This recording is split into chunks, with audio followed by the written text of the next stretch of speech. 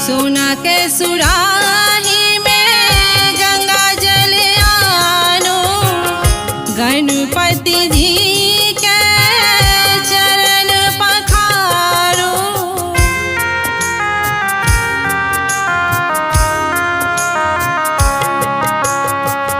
सोना के सुराही में गंगा जल आनो, गणपति जी के चरण पखारो। गज बदन के भोग लगाओ ना, गौरी के ललना हो ललना, गौरी के ललना।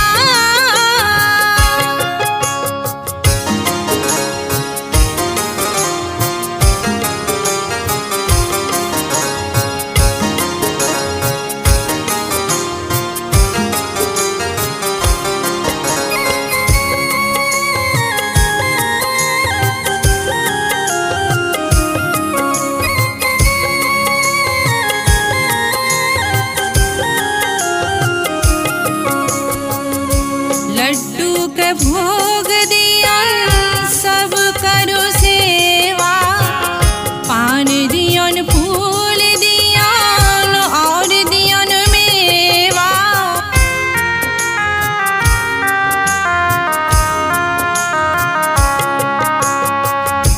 लड्डू के भोग दियन सब करो सेवा, पान दियन फूल दियन और दियन मेवा।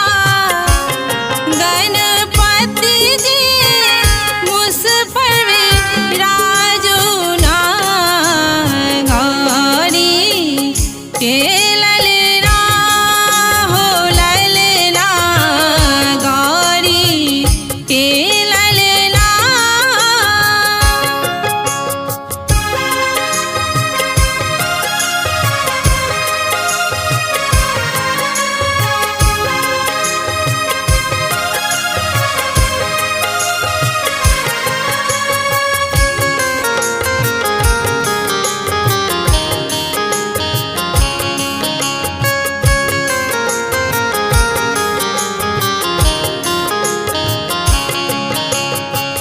माता हिनकर पार्वती, पिता भोला दानी, महिमा पार हिनकर सब कियो जानी।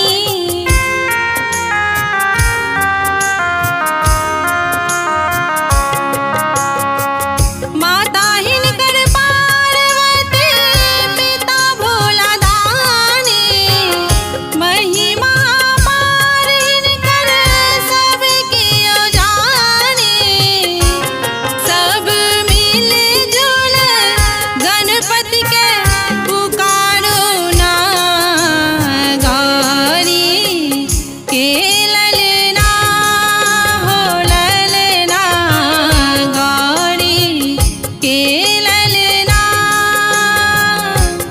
गण